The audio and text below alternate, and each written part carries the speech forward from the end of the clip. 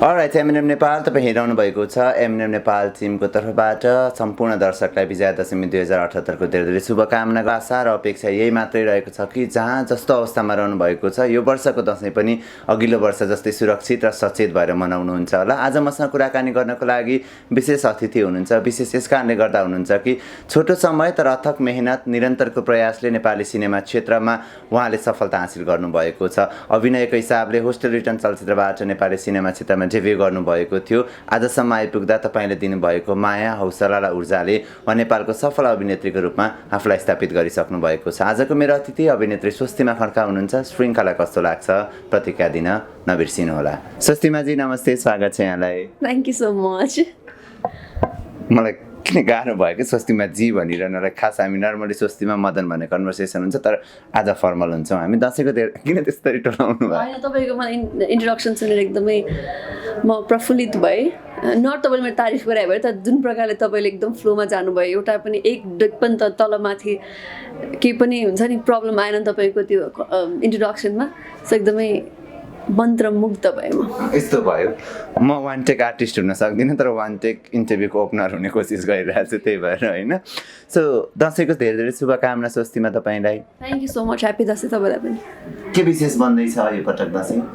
दसैँ योपालि यस्तो विशेष केही पनि छैन, किन भन्दाखेरि हाम्रो योपालि दसैँ छैन। हाम्रो अनफर्चुनेटली जुठो लागेको छ, त्यही भएर छैन योपालि। तर अब त्यही हो। सो दसैँ छैन भने दसैँको कुरा गर्दा खासै मजा हुन्न। नगरौँ पनि दसैँको टपिकमा। बिहाइन्ड द स्टोरीमा तपाईँले क्यामेरा अन हुनुभन्दा अगाडि सोध्दै थिएँ अनि कता कता कहाँ कहाँ सुनाउनु भयो तपाईँले। खास रामेछाप जन्मिए धनकुटा, हुर्किएँ काठमाडौँ, पढेँ सैनिक स्कुल, आएँ एक्टिङको फिल्डमा होइन। मैले कतिवटा टपिकहरू एकैचोटि उठाएँ, एकचोटि सरसर्ती फर्केर स्वस्तिमा खड्कालाई हेरौँ न। धनकुटा त्यति धेरै यादहरू छैनन् होला जन्मिए पनि, काठमाडौँको हुर्काई, सैनिक स्कुलको पढाइ, त्यो सम्झ्यौ न एकचोटि। यस्तो भयो, मेरो खासमा मेरो ड्याडहरूको चाहिँ मेरो बुवा मम्मीको भनौँ न पुर्ख्यौली, हाम्रो पुर्ख्यौली घर चाहिँ रामेछापमा हो। तर अब मेरो ड्याडहरू मम्मीहरू पहिला यतापट्टि माइग्रेट भएको भएर चाहिँ, प्लस मेरो ड्याड आर्मी पनि हो, मिलिट्रीमा भएको भएर चाहिँ पहिला सुरु जनकपुरमा सिफ्टिङ भएको थियो होइन। त्यति बेला मेरो दाईको जन्म त्यहाँ भयो। त्यसपछि मेरो ड्याडको पोस्टिङ तपाईँको धनकुटामा भयो, त्यहाँ म जन्मिएँ। त्यसपछि मेरो ड्याडको पोस्टिङ काठमाडौँमा भयो। त्यसपछि मेरो भाइ चाहिँ त्यहाँ जन्मियो। हामी तिनजना सिब्लिङ्सहरू, हामी तिनतिर जन्मेको मान्छे होइन। म धनकुटामा जन्मेको। मलाई त्यस्तो क्लियर चाहिँ छैन तर हल्का ग्लिम्सहरू चाहिँ छ कि, मतलब एकदमै सानो थियो त्यति बेला। म लगभग तपाईँको 2 वर्ष जस्तो हुँदाखेरि आएको होला यहाँ जस्तो लाग्छ मलाई होइन।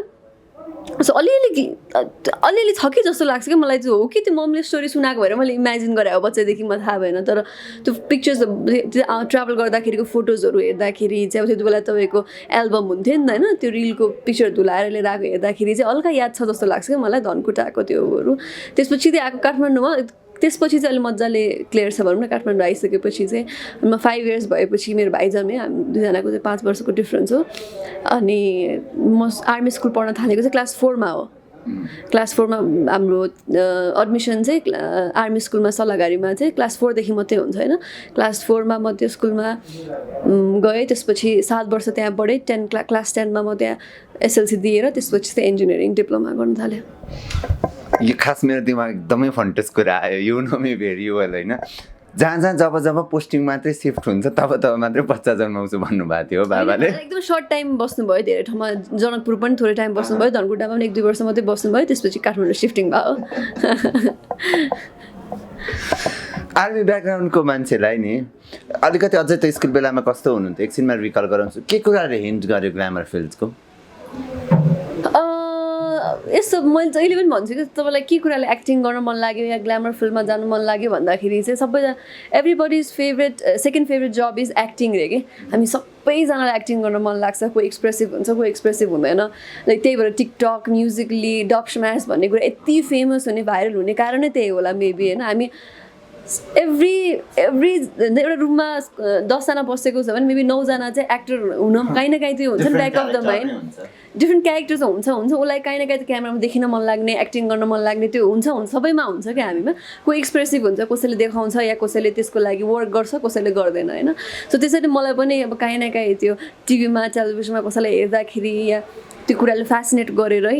होला होइन। अझ साउन्ड्स क्लिसे मेरो बच्चादेखि नै यस्तो थियो त्यस्तो थियो भन्ने कुरा एकदमै क्लिसे पनि साउन्ड गर्छ तर त्यही हो मेरो पनि अरूहरू जस्तै हुन्छ नि त्यो स्क्रिनमा देखिसकेपछि त्यहाँ देखिन पाएको भए हुन्थ्यो मेरो स्क्रिनमा देखिन पाएँ भन्दा पनि मलाई चाहिँ अहिले पनि अब एक्ट्रेस त हो म आज होइन तर त्यति बेला पनि मलाई बच्चा बेलादेखि त्यो एक्ट्रेसहरू अनि त्यो हुन्छ नि एक्ट्रेसहरू नाचेको हो त्यो राम्ररी देखेको कुराले भन्दा पनि मलाई चाहिँ हरिदाई मदन दाईहरूको सिरियलहरूले तितो सत्यहरूले अनि त्यो एक्टिङ त्यो कमेडी हो त्यसले एकदम फेसिनेट गर्ने कि मलाई चाहिँ त्यो अभियसली आई रिस्पेक्ट हाम्रो एक्ट्रेसेसहरू जो हुनुहुन्छ भेटरन एक्ट्रेसेसहरू एकदमै विथ ड्यु रिस्पेक्ट होइन तर त्यस्तो मलाई चाहिँ एकदमै धेरै फेसिनेट नगर्ने कि ओ माई गड यसरी त्यो नाच्न पाए हुन्थ्यो यस्तो या हुन्थ्यो कपाल उडाउन पाए हुन्थ्यो यस्तो मेकअप गर्न पाए हुन्थ्यो भने त्यो चाहिँ मलाई खासै त्यो कुराले थियो होला काहीँ न काहीँ केटी मान्छे भइसकेपछि होइन तर त्यति धेरै मलाई आई डोन्ट रिमेम्बर कि त्यति फेसिनेट गरेको चाहिँ मलाई खासै याद छैन मलाई चाहिँ अनि त्यो मदन बहादुर हरिबहादुरमा खेल्न पाए हुन्थ्यो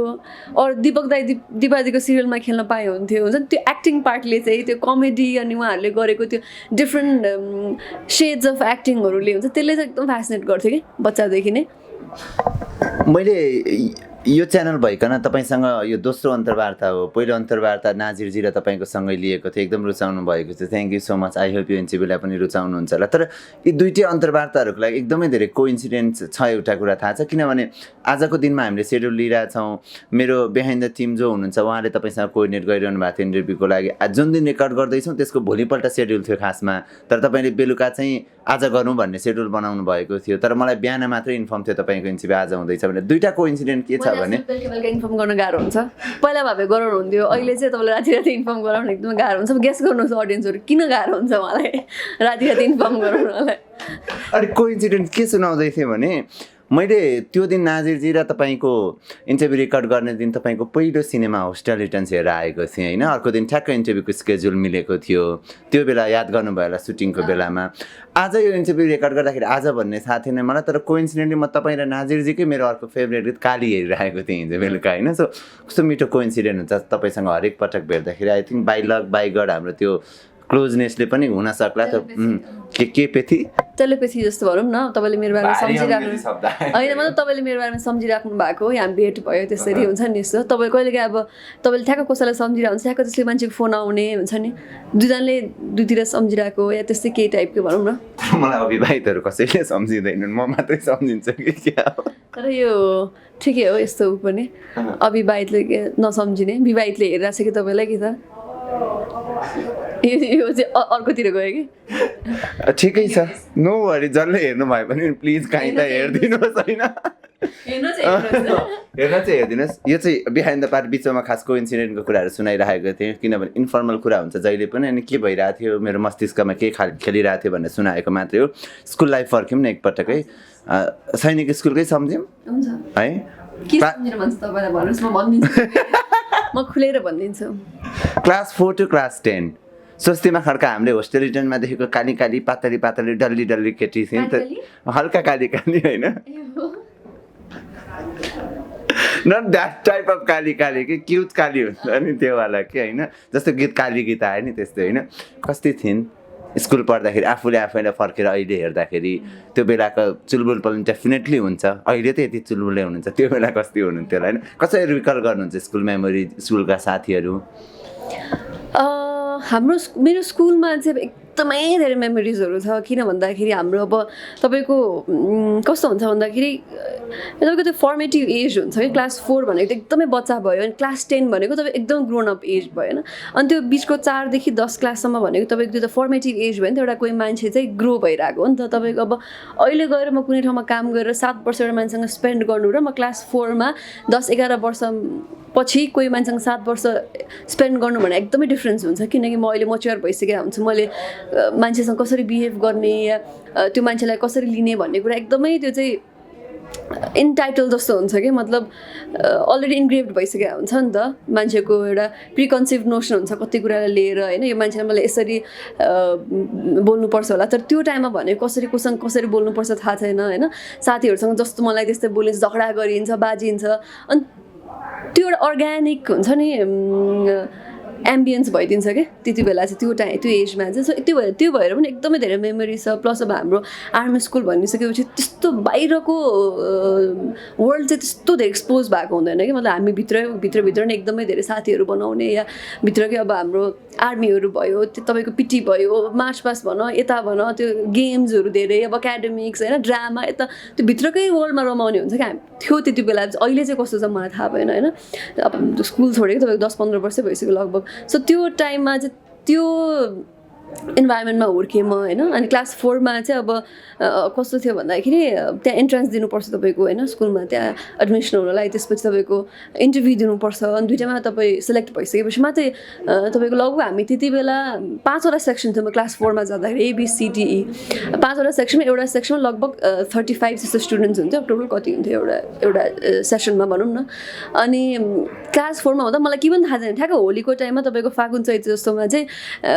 एक्जाम दिनुपर्ने थियो, एन्ट्रेन्स दिनुपर्ने थियो। तर मलाई के को लागि म पढिरहेको थाहा छैन। हाम्रो यत्रो बेस बुक हुन्थ्यो कि, बेस बुकमा चाहिँ त्यो तपाईँको एन्ट्रेन्समा आउन सक्ने क्वेसनहरू हुन्थ्यो। अनि मलाई होली पनि खेल्न दिएन त्यति बेला होइन, मेरो घरबाट ड्याडीले होली पनि खेल्न नदिएर मेरो ट्युसन हुन्थ्यो। अनि यस्तो त्यो हुन्छ नि, मलाई पीडा भएको थियो सबजना होली खेलेर नपाएर, सबजना होली खेल्ने, म चाहिँ त्यो बेस बुक पढ्नुपर्ने कि। अनि सबै तपाईँ त्यो रट्टान, त्यो बुक पुरै रट्टान कि, अब त्यो जेनरल नलेजदेखि साइन्स, म्याथमेटिक्स, एभ्रिथिङ।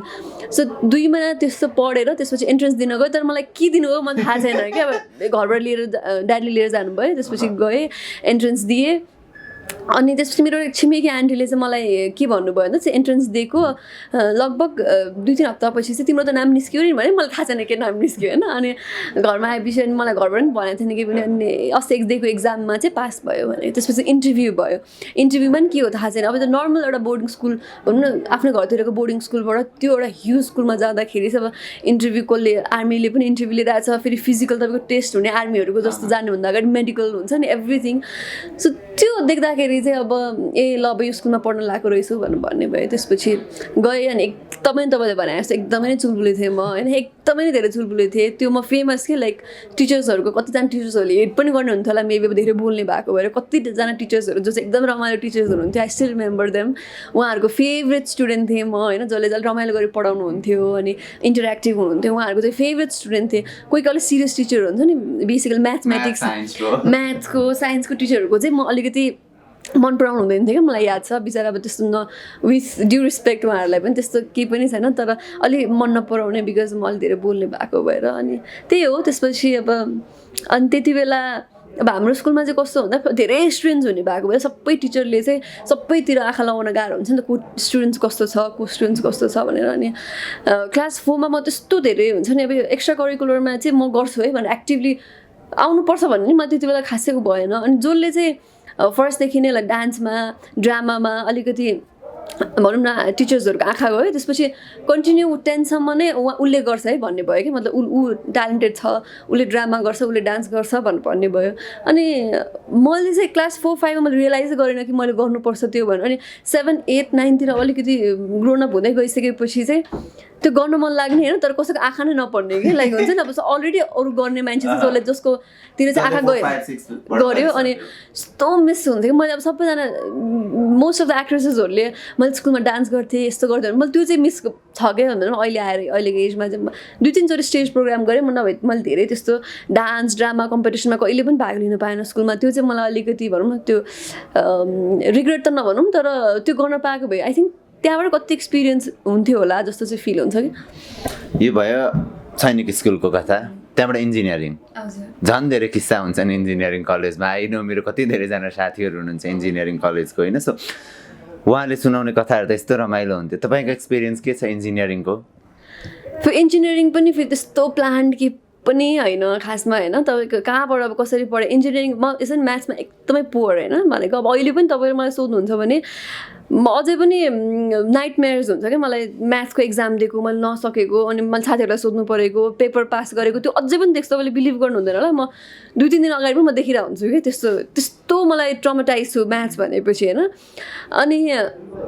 अब इन्जिनियरिङ भनेपछि सबैको म्याथ्स फेरि साइमल्टेनियसली आउने कुरा भइहाल्यो। अनि मलाई खासमा चाहिँ के थियो भन्दाखेरि म क्लास 10 सम्म त्यहाँ पढेँ। अनि हाम्रो 11-12 मा चाहिँ लेडिजहरूले चाहिँ गर्ल्स स्टुडेन्ट्सहरूले चाहिँ होइन, गर्ल्स स्टुडेन्ट्सहरूले चाहिँ धोती लाउनुपर्छ क्या तपाईँले देख्नु भएको छ भने कतिजनाले देख्नुभयो ग्रे कलरको धोती हुन्छ यस्तै कलरको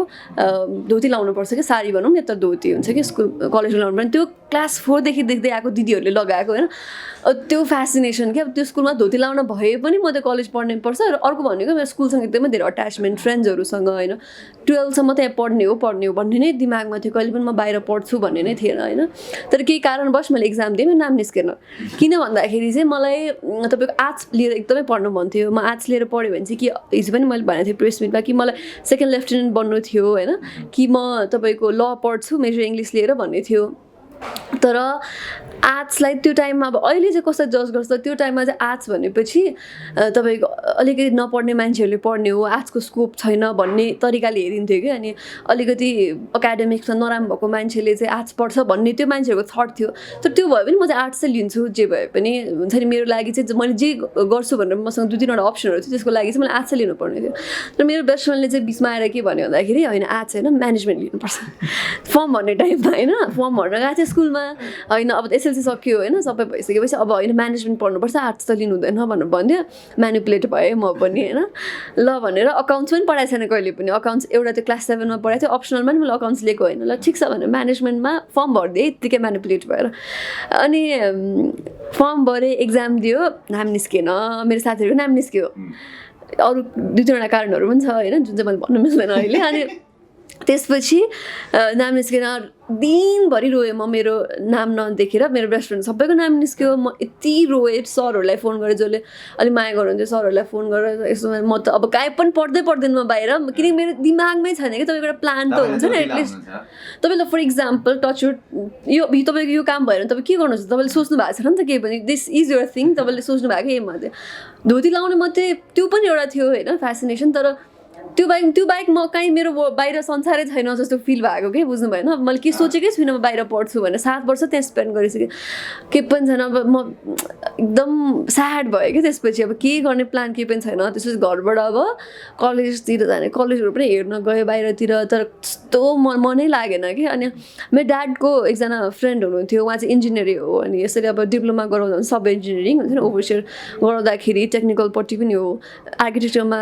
देऊ न त एक्जाम आर्किटेक्चर भने तपाईँको ओभरअल इन्जिनियरिङकै एक्जाम हुन्थ्यो त्यसपछि तपाईँ आफूले सब्जेक्ट चुज गर्नु पर्थ्यो होइन सो यसरी देऊ न त भनेर भन्नु मलाई गर्नै इन्जिनियरिङ त कहिले जिन्दगीमा सोचे पनि छैन कि मैले इन्जिनियरिङ गर्छु भनेर त्यो दिमागमा कहिले पनि इन्जिनियरिङ डक्टरी यताउता केही पनि सोचेको छुइनँ अनि ल ठिक छ अब केही न केही त गर्नु पऱ्यो नि त भनेर त्यसपछि थापाथली इन्जिनियरिङमा भनेको हाम्रो पुल्चोक इन्जिनियरिङ कलेजमा गएर एक्जाम दिनु पर्थ्यो ट्युबमा गएर होइन यत्तिकै तपाईँको मेरो अझ ममले त्यही बिचमा मेरो ममलाई नर्सिङ पढाउनु मन लाग्ने फेरि होइन एकदमै नर्सिङ पढाउनु मन लागेको आई डोन्ट नो वाइ त्यो टाइममा फेरि त्यो टाइममा नर्सिङ पढेको केटीहरूको चाहिँ एकदमै खै स्कोप थियो कि राम्रो होइन मेरो ममको चाहिँ ड्रिम नर्सिङ पढायो मैले टिचिङ हस्पिटलमा गएर नर्सिङको एक्जाम पनि दिएको थ्याङ्क गड म पास भएन थ्याङ्क गड मेरो नाम निस्केन जस्तो फिल हुन्छ होइन अहिले यति गाह्रो हुन्छ कि नर्सहरू धेरै त्यति बेला सुन्नु न म भन्दैछु त्यो त जे हुन्छ राम्रोको लागि हुन्छ भन्ने कुराहरू अनि त्यसपछि त्यो अन्नले नाम निस्केन होइन त्यसपछि त्यही बिचमा ल इन्जिनियरिङ भनेर इन्जिनियरिङमा एक्जाम दिन गएँ त्यसपछि तपाईँको टियुमा एक्जाम दिएँ यत्तिको हातमा के मैले कहिले पनि ब्रिज कोर्स पनि पढाएँ होइन तपाईँ के पनि नपढी एक्जाम दिएँ नाम निस्क्यो तपाईँको हेर्नुहोस् है अब टियुमा इन्जिनियरिङमा नाम निस्क्यो अब त कहिले सोचे पनि छैन इन्जिनियरिङ पढ्छ नाम त निस्क्यो तपाईँको त सँगसँगै स्कलरसिपमा पनि नाम निस्क्यो होइन तपाईँको लगभग हाम्रो 6वटा सेमेस्टर 3 इयर्सको ल 3 वर्षमा लगभग अरूको 3-4 लाख रुपियाँ खर्च हुन्छ मेरो एक सेमेस्टर भनेको 6 महिनामा जम्मा 1400 रुपियाँ तिर्नुपर्ने 1400 रुपियाँ तिर्नुपर्ने भने केही पनि होइन मैले फेरि 7 इयर्स यता पनि पैसै लगभग नतिरिकन जस्तो पढेको मेरो ड्याड आर्मी भएको भएर हामीलाई अलिकति धेरै नै छुट हुन्थ्यो अनि त्यसपछि यता इन्जिनियरिङमा पनि पैसा पढेन होइन ल ठिकै छ भनेर जोइन भइसक्यो तपाईँको थापाथली इन्जिनियरिङ भने त गभर्मेन्ट कलेज भयो होइन क्याम्पस भनौँ न अझ अनि त्यसपछि त्यही हिसाबमा पढ्यो अनि आर्किटेक्चर भयो डिजाइन त्यताउता ठिकै छ फेरि म्याथ्सहरू भयो तपाईँको 3टा सेमेस्टरसम्म म्याथ्स हुन्थ्यो अनि त्यहाँ पनि त्यो साथीहरू रमाइलो भेट्यो रमाइलो भयो केटीहरू एकदमै कम हुने एकदमै धेरै ब्लफ लाउने कलेजबाट तपाईँको फर्म भर्दा आफ्नो नम्बर छोडाए हुन्थ्यो होइन एभ्री नाइट तपाईँको कलेजहरू पनि एकदमै के कलेजमा केटीहरू पनि एकदमै सङ्ख्या पनि एकदमै कम अनि फेरि केटीहरूलाई एकदमै त्यो अनि पोलिटिकल इन्फ्लुएन्स एउटा रमाइलो किस्सा भन्दै हाल्छु वेलकम प्रोग्राम थियो होइन भर्खर कलेज जोइन एटेन्ड गरेको अनि हामीलाई त के कलेजमा वेलकम प्रोग्राम या फेयरवेल भनेको त एउटा एन्टायर कलेजले गर्छ एडमिनिस्ट्रेसनले गर्ने त्यस्तो हुन्छ नि त होइन अब त्यहाँ वेलकम प्रोग्राम भने ल ओके अब गगन थापा आउँदै हुनुहुन्छ अनि केटीहरू एकदम कम त्यही माथि अब अलिकति जेस भनौँ न एक्टिभ भन्दा पनि त्यस्तो भर्खर सुरु भएको थियो अलिक प्रेजेन्टेबल टाइपको उहाँलाई चाहिएको थियो होला अनि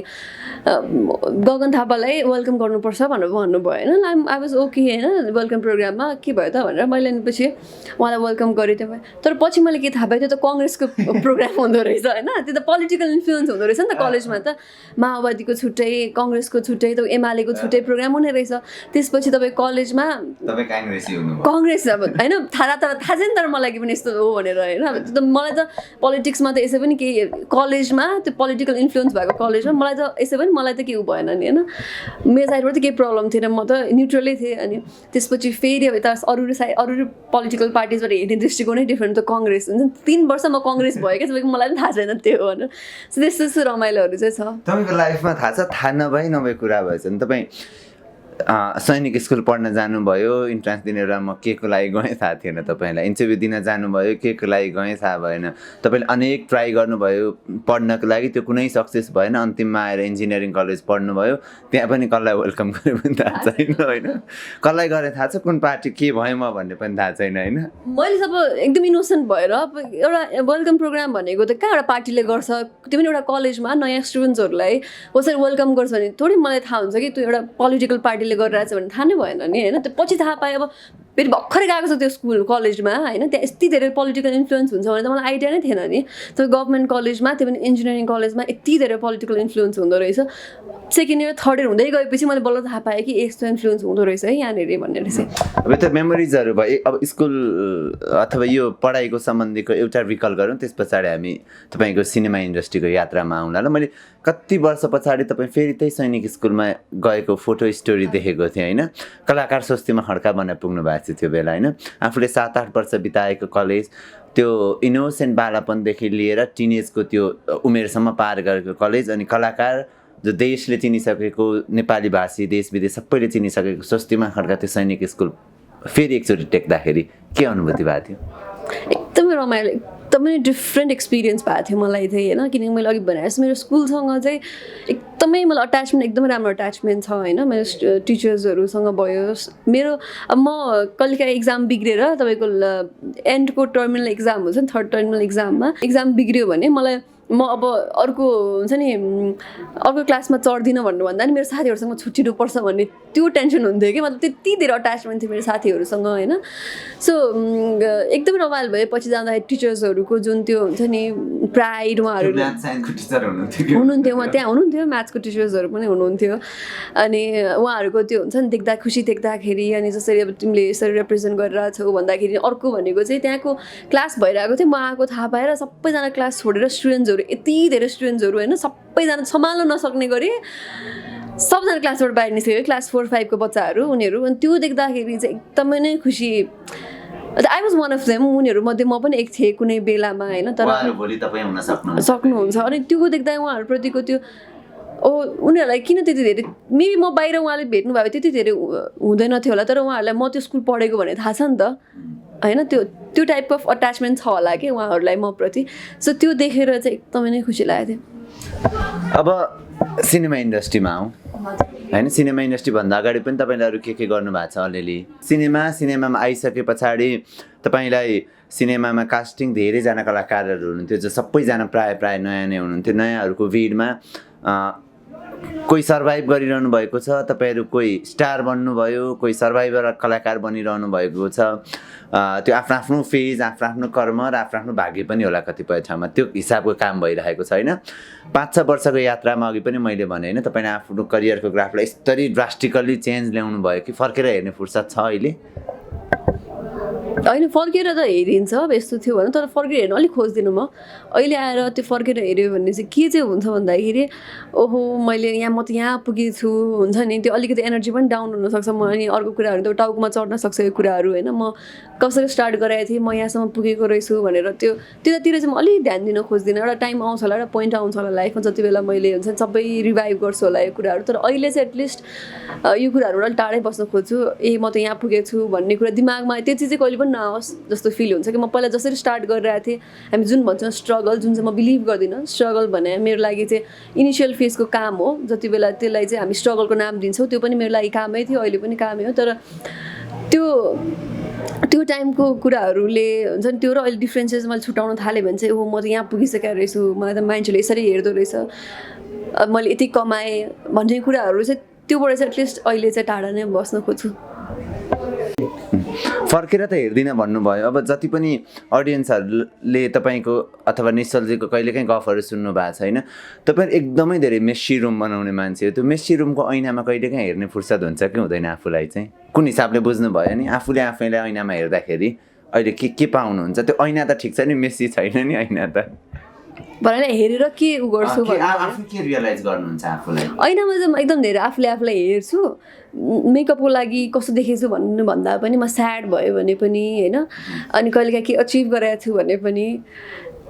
अनि मलाई मात्रै हो कि अरूलाई पनि लाग्छ कुरा म चाहिँ कस्तो दुइटा छु जस्तो लाग्छ क्या मतलब कहिलेकाहीँ आफूलाई हेर्दा त्यो को मान्छे हो जस्तो फिल हुन्छ नि अब I don't it sounds funny होइन तर म इन्सिडेन्ट सेयर गरेर म चाहिँ के गर्छु भने कहिलेकाहीँ त्यो कभरको मिरर फोर हुन्छ नि त धमिलो देखिन्छ यो को रहेछ भने जस्तो पुछेर हेर्छु मलाई चाहिँ त्यो भित्रबाट हो कि जुन ऐनामा हेरिसकेपछि अनि मैले गरेको कुराहरू सोध्छु होइन कहिलेकाहीँ स्याड भएको छु भने आफूले आफूलाई हेरेर चाहिँ हुन्छ नि आफूले आफूलाई कन्सोल गर्ने किनकि म एकदमै धेरै म हेर्दा एक्सप्रेसिभ छु जस्तो लाग्छ मलाई अस्ति पनि हामीले कुरा गरेर धेरै म एक्सप्रेस गर्दैन कति कुराहरू म बाहेक कसैलाई पनि थाहा छैन भने जस्तै सो आफूले आफूलाई आफूसँग एकदमै धेरै कुरा गर्छु होइन यत्तिकै एक्लै बस्दा आफूले आफूलाई क्वेसन सोध्छु आफूले आफूलाई आन्सर दिन्छु निश्चल के बोलिरहेको छ अब त्यही ऐनामा हेरेर अब आफूले स्याड भएको छु भने पनि हुन्छ नि कन्सोल गर्ने आफूले आफूलाई होइन है ठिक हुन्छ यो कुरा अल इज वेल हुन्छ नि आल इज वेल होइन कि अल इज वेल सबै कुरा ठिक हुन्छ यो चाहिँ लाइक इट विल पास भने जस्तो कुराहरू गर्ने अनि कहिलेकाहीँ अब एकदमै खुसी भएको छु भने आफूलाई काम डाउन गर्ने धेरै खुसी हुनु हुँदैन धेरै हुन्छ नि यो कुरालाई चढाउनु हुँदैन भन्ने चाहिँ आफूसँग चाहिँ एकदमै धेरै इन्टरेक्ट गर्छु म चाहिँ म पनि कोसिस गर्नु पर्यो म विचार गर्दैछु साँच्ची के भनेको मैले त्यो किनकि मान्छेहरू भन्छ नि हाम्रो नजिकको मान्छे त्यो छ सबैजना हुन्छ आफ्नो फ्यामिलीदेखि लिएर आफ्नो स्पाउस हुन्छ आफ्नो बेस्ट फ्रेन्ड्सहरू धेरै मान्छेहरू हुन्छ तर त्यो मान्छे भनेको त्यो मान्छेको सोलै डिफ्रेन्ट हो नि त होइन इभेन्चुअली काहीँ न काहीँ सँग पनि एउटा त्यो स्वार्थ भन्ने कुरा हुन्छ कि मेरो मम ड्याडै किन नहोस् धेरै अट्याचमेन्ट हुन्छ म छोरी हो मेरो आमा बुवा हो उहाँहरू जति माया सायद कसैको लाग्दैन होला मेरो हस्बेन्डको त्यत्तिकै होला तर आफू भनेको आफू हो नि त मेरो सोल भनेको अरू कसैसँग पनि छैन मतलब त्यो अट्याचमेन्ट कसैसँग पनि हुँदैन जति मेरो सोलसँग मेरो बडी र मेरो सोलको छ होइन भने मेरो माइन्ड सोल बडी अनि यो कुरा चाहिँ त्यही भएर पनि म आफैसँग आफूलाई इन्टरेक्ट गर्ने हुन्छ नि आफूले आफूलाई कुरा सेयर गर्ने नलुगाउने र अनेस्टी भन्ने कुरा म जहिले भन्नु हुन्छ आफूसँग आफू अनेस्ट भयो भने र आफूले आफूसँग कुरा सेयर गर्नु पऱ्यो कति कुरा हामी कति मान्छे झुट बोल्छौँ होइन तर त्यो झुट बोल्ने पनि आफूलाई थाहा छ नि त के हो राइट कुरा भने आफूले आफूलाई झुट बोल्नु हुँदैन र आफूले आफूसँग इन्टरेक्सन गऱ्यो भने चाहिँ कति कुराबाट क्लियर हुन्छ जस्तो लाग्छ कि मलाई अनि आफै बोलिरहेको हुन्छु धेरै कुरा अनि अब त हिजो पनि एकजनाले भन्दै हुनु चाहिँ म इन्टरभ्यू गरिरहेको बेलामा एकजना बोलिरहेको हुन्छ म कता कता के सोचेर बसिरहेको हुन्छु कि मतलब त्यो बानी नै त्यस्तै छ अनि उहाँहरू त्यो मतलब एकदमै धेरै आफूसँग चाहिँ मेरो इन्टरेक्सन एकदमै धेरै हुन्छ कि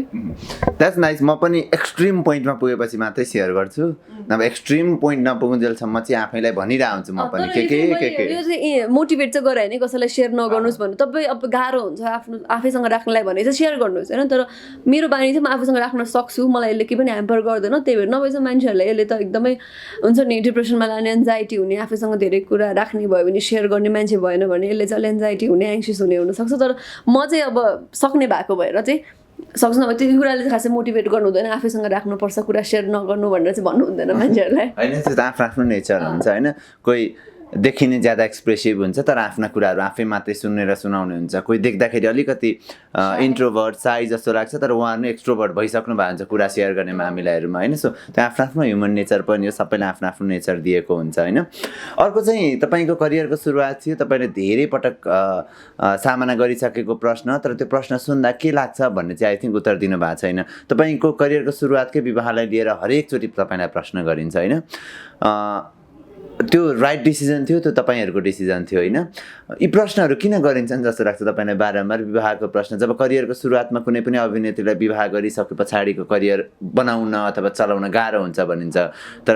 त्यसको उदाहरण तपाईँ हामीसँगै हुनुहुन्छ। फेरि विवाह गरिसके पछाडिको एक्टिभ एक्ट्रेस मध्येमा तपाईँ पर्नुहुन्छ होइन। सो फरक प्रभाव केही पर्ने रहेछ विवाह पछाडिको आफ्नो करियर लाइफको लागि?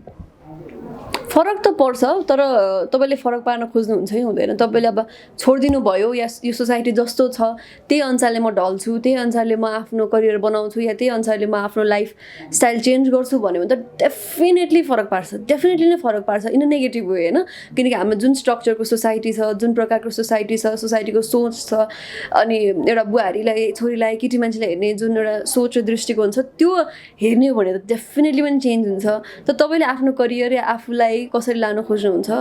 तपाईँले आफूलाई कतिको इम्पोर्टेन्स दिनुहुन्छ र अरूले भनेको कुरा कतिको इम्पोर्टेन्स दिनुहुन्छ, त्यो कुराले चाहिँ एकदमै म्याटर गर्छ होइन। त अब रेबलियस नहुने हो तपाईँ, त्यो कुरालाई हुन्छ नि रेबल नगर्ने मतलब तपाईँ रेबलियस हुनुहुन्न भने चाहिँ होइन, त्यो कुराहरूले चाहिँ अफेक्ट गर्छ सोसाइटीको कुराहरूले। त हुनुहुन्छ तपाईँ आफूले के खोज्नु, तपाईँले आफूलाई के चाहियो career, out of your career, या तपाईँलाई आफ्नो करियर कता लानु छ, या मैले यसलाई कसरी ब्यालेन्स गर्नुपर्छ भन्ने कुरा क्लियर हुनुहुन्छ भने त आई थिङ्क अफेक्ट गर्दैन। तपाईँको मामलामा के भयो? होइन, अफेक्ट हुने फ्याक्टर्सहरू त थियो, डेफिनेटली थियो। किन भन्दा म कसैको बुहारी भएर गइसकेपछि या कसैको श्रीमती भएर गइसकेपछि त्यो अफेक्ट नहुने भने त डेफिनेटली छैन। तर मैले कसरी ट्याकल गरेँ त्यो कुरालाई होइन, मैले कसरी ह्यान्डल गरेँ भन्ने कुराले चाहिँ म्याटर गर्छ। नभए त डेफिनेटली हुन्छ नि, म पनि अब तपाईँको एलियन होइन, या मेरो फ्यामिली या मेरो इनलज या मेरो भनौँ न सबैजना जो मसँग सम्बन्धित हुनुहुन्छ, मेरो नजिकको मान्छेहरू होइन। सो उहाँहरू डिफ्रेन्ट उसको होइन, यही सोसाइटीको मान्छेहरू हो। सो त्यो हिसाबले डेफिनेटली फरक त पारिहाल्छ, तर मैले कसरी ह्यान्डल गरेँ भन्ने कुरा त हो नि। अनि त्यो बिचमा जब विवाह भयो तपाईँहरूले दुईवटा कारणले गर्दाखेरि धेरै ट्रोल्स र मेम्सहरू सहनु पर्यो होइन। त्यो बेलामा त्यो हुनै नपर्ने कुराहरू थिए तर भइदियो। आई थिङ्क त्यो त्यति बेला भर्खर सामाजिक सञ्जालको ग्रो पनि भइरहेको थियो र के गर्ने एज डिफ्रेन्स छ तपाईँहरूको स्किन कलरलाई लिएर एकदमै धेरै ट्रोल भयो। त्यो विषयमा कहिलेकाहीँ डिस्कस हुन्थ्यो घरमा स्टार्टिङ फेजमा? कहिले पनि भएन हाम्रो, कहिले पनि भएन। अब कुनै फ्यु मिम्सहरू कुनै ट्रोलहरू हामी आफै पनि हाँस्थ्यौँ होइन, ओफेन्सिभ थिएन भने या त्यो रमाइलो थियो भने चाहिँ हामी हेरेर हाँस्थ्यौँ। नभए त्यो कुराले चाहिँ हामीलाई कहिले पनि अफेक्टै गरेन, या त्यो कुराले हामी त्यति धेरै इम्पोर्टेन्सै दिएनौँ है कहिले पनि। तर फ्यु ट्रोल्सहरू थियो जब चाहिँ हाम्रो समाचार आयो हामी बिहा गर्दैछौँ या हाम्रो इङ्गेजमेन्ट भयो आइसकेपछि चाहिँ धेरैजना सक भएर इन अ गुड वे पनि ट्रोल बनाउनु भएको थियो, मिम्स बनाउनु भएको थियो। त्यो हिसाबले चाहिँ हामी फ्यु मिम्सहरू सेयर गर्थ्यौँ हामी आफै एकअर्कालाई होइन। तर त्यसमा पनि त्यो ह्युज डिस्कसन केही पनि हुँदैन थियो, तर एकअर्कालाई मिम्सहरू सेयर गर्ने, फ्रेन्ड्सहरूसँग पनि सेयर गर्ने त्यो चाहिँ गर्थ्यौँ। तर त्यसलाई धेरै इम्पोर्टेन्स कहिले पनि दिएन, अनि त्यस्तो सिरियस डिस्कसन पनि कहिले पनि भएन। That's right, you guys are happy together नि त होइन। आई थिङ्क त्यो मेन रिजन हुन्छ जस्तो लाग्छ। नभए हाम्रोमा नर्मली कसले के भनिरहेको छ, के लेखिरहेको छ भन्ने कुरालाई ज्यादा इस्यु बनाएर डिस्कसन हुन्छ नि त, त्यो भएन। त्यसले गर्दा नै आई थिङ्क तपाईँहरूको यति ह्याप्पिली म्यारिड लाइफ कपल बिताइरहनु भएको छ होइन। From those days to national award होइन, आफ्नो सिनेमाको तपाईँले फेस्टिभलमा गएर अवार्ड, यो पुरै सफलता देखिसक्नु भयो होइन। यी अवार्ड्सहरूले एउटा कलाकारलाई कतिको रिवार्ड दिने रहेछ? खुसी हुन्छ डेफिनेटली। अवार्ड्सहरू भने त्यो एउटा काइन्ड अफ मोटिभेसन पनि हो र अझ बेटर गर्नुपर्छ भन्ने त डेफिनेटली फिल भइहाल्छ अवार्डहरूले हुन्छ। तर फेरि मैले धेरै सोचेको छुइनँ कि मतलब अवार्ड त पाउनु त पायो। तपाईँले हेर्नुभयो नि मैले एउटा कस्तो, यो त एकदम नराम्रो कुरा हो, मैले एउटा सेल्फ पनि बनाएको छैन अवार्ड राख्नलाई, यत्तिकै राखिरहेको हुन्छ। कोही मान्छेहरू मेरो फिल्म इन्डस्ट्रीको मान्छेहरू मेरो घर भिजिट गर्नुभयो भने के तरिकाले राखेको के भन्नुहुन्छ होइन, त्यो डिसरेस्पेक्ट के पनि होइन। तर त्यति धेरै त्यो सोच्नै हुँदैन क्या, मतलब हेरेर खुसी लाग्छ। त्यो कहिलेकाहीँ देखिन्छु ठ्याक्क घरबाट निस्किने बेला आउँदाखेरि देख्छु, तर त्यति बेला त्यो इम्पोर्टेन्ट हुन्छ जति बेला मैले पाएँ त्यति बेला एकदमै खुसी भइन्छ होइन। तर त्यसपछि भनेको फेरि काम नै हो, कामै गर्नु परिहाल्छ होइन। त्यसले त I can not milk it for years and years. मैले फेरि त्यसलाई प्रुभ गर्नलाई फेरि अर्को काम गर्नुपर्छ, अझ बेटर गर्नुपर्छ। अब झन् अब हिजो के को लागि अवार्ड पाएको थियो त्यही काम गरेर फेरि अर्को अवार्ड त पाउँदैन, त्योभन्दा बेटर गर्नुपर्छ, त्यसपछि मैले अर्को अवार्ड पाउने हो होइन। रिमाइन्डर जस्तो चाहिँ हुन्छ एउटा। सो तपाईँले सुरुवातमा मैले खासमा तपाईँलाई के कुराले सिनेमा इन्डस्ट्रीमा इन्फ्लुएन्स गर्यो भन्दाखेरि तपाईँले मदन दाई हरिदाई हेरेका सिरियलहरूबाट अथवा दीपक दिपाको तितो सत्यबाट इन्फ्लुएन्स भएँ भन्नुभयो, जहाँ चाहिँ ग्ल्यामर भन्दा पनि एक्टिङलाई ज्यादा फोकस गरिन्थ्यो। त्यही भएर तपाईँको करियरमा आई थिङ्क बुलबुल जस्ता सिनेमाहरू तपाईँले काम गर्नुभयो, त्यति धेरै एडमायर पाउनुभयो। सबै दर्शकहरू आई थिङ्क चिसो मान्छे हेर्नको लागि एकदमै धेरै एक्साइटेड हुनुहुन्छ होइन। सो यी यस्ता सिनेमाहरूले एउटा कलाकारलाई कति सन्तुष्ट दिन्छ जब अभिनयको आफ्नो भोक पुरा गर्न पाइन्छ नि? एकदमै धेरै सन्तुष्ट दिन्छ, एकदमै धेरै। यो कुराले चाहिँ एकदमै धेरै दिन्छ। अब तपाईँ मलाई सोध्नुहुन्छ भने म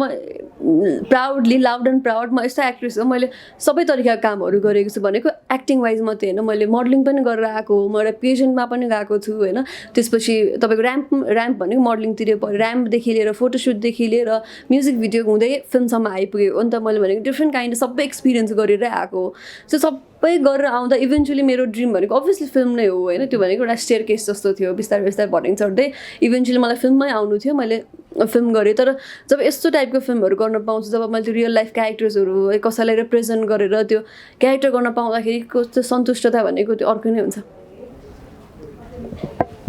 अपेक्षा र चाहना पनि त्यही हुन्छ, किनभने हाम्रो सिनेमा इन्डस्ट्रीमा चाहिँ विशेष गरी फिमेललाई नै फुल फेज क्यारेक्टर बनाएर खासै सिनेमाहरू निर्माण गरिँदैनन् र